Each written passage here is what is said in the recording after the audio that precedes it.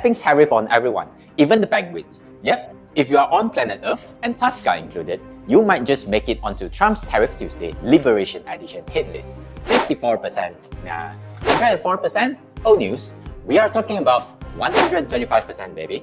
Well, if you're gonna trade punches, might as well go all in, especially with China. Stay strong, buddy. In a war, there will be blood. Hey everyone, I'm Jun, a researcher at Dxpert. Markets are melting faster than ice cream on a summer day. 1 minute is tariff for everyone, the next, just kidding. Let's pause them for 75 countries, but only if you pinky swear to be nice and reply to my text. And boom, markets swing back up. It used to be chaos on Twitter. Now, it's hurricane from Truth Social. One post and the market's on a roller coaster again. As I mentioned in my previous video, the CPI is projected to creep back up to 3% by Q3 2025, but that was before 2nd April Liberation Day. Sure, the latest CPI and core CPI numbers gave us a reason to pop some champagne. President Trump is already celebrating it.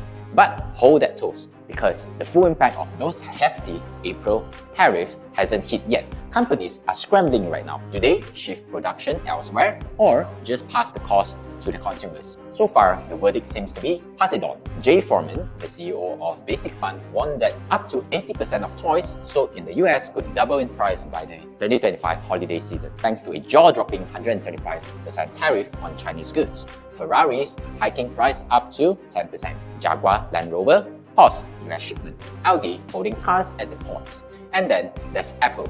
About half of its revenue comes from iPhones, most of which are made in China. The iPhone 16 Pro Max, 256 GB, currently priced at $1,199, could spike by about $675 under the new tariff. That's a 56% jump, putting it at $1,874. Yep, your dream phone might now cost more than your rent. If business wants to survive, that's a cost that's going to be passed on to the consumers. Trump says his tariff will bring back American jobs back from overseas. That is a bold claim and a hotly debated one. Even if he's right in the long run, the short-term pain could hit where it hurts the most: household spending, which makes up about 70% of US GDP. Tariffs are already throwing a wrench into factory construction plans and complicating a years-long push by the governments to revive American manufacturing. Some companies are putting factory builds on pause or recrunching the numbers because suddenly the math doesn't add up. Ironically,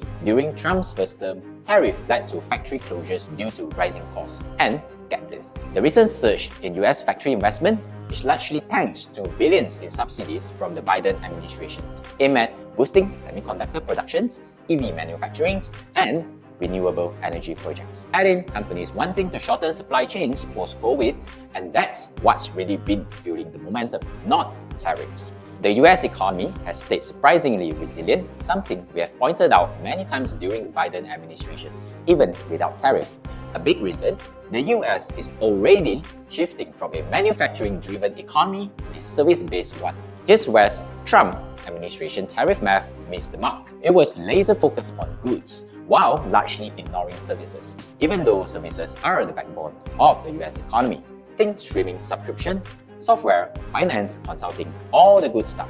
Sure, America imports more goods than it exports, but when it comes to services, they are actually in a surplus. That part of the economy was pretty much left out of the trade war equation, but it's getting pulled into the fight now. For decades, the global deal was simple. The US imported physical stuff, cars, phones, clothes, food, and in return exported bonds, software, and business brains.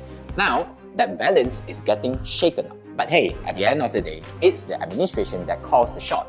As traders, all we can do is respond. So let's break down the charts and see where the price action is headed. We are likely in the sideways consolidation phase, the key retracement from the post-tariff pause recovery.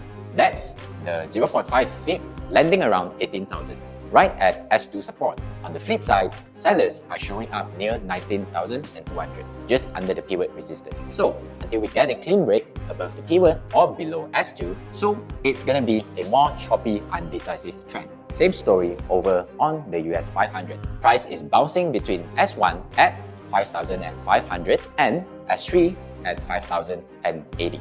It's ping pong in that range for now, so eyes on the extremes until we see a decisive move.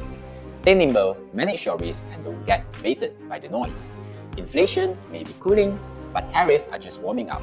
It's still at the highest rate in centuries, and tariff-fueled volatility will be here to stay. Drop your thoughts in the comments below. If you found this analysis helpful, make sure to like, share, and subscribe. And for quick access to all our insights, just scan the QR code on your screen.